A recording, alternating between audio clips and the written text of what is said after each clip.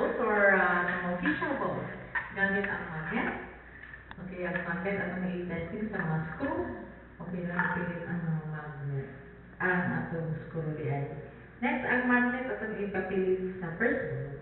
Next, sa second ball o sa third ball.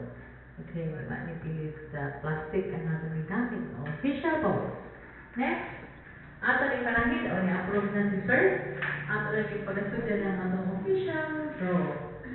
Pakilaw ko sa ball number 1. Here's the chamber number 1 of ball number 2. The chamber number 2 of sa ball number 3. This is chamber number 3. Pakipisit din ko sa ang button na.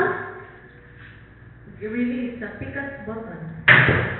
Okay, now get. Let's play a better happy play.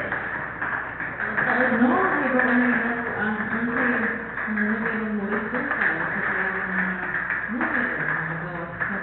maybe sa gabi. Ang yung G-Speed na bitaya, mula o 5,000 pesos.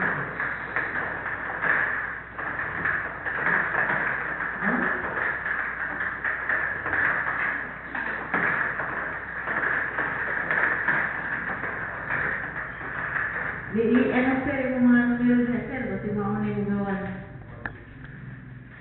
Okay. Ang the first number na yun?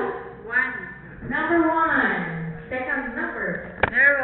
Number 0. O third number? 6. 6. Ang atong official result, ang alas 9 sa gabi. September 3, 2015. 1, 0. Akong baligon? 1, 0.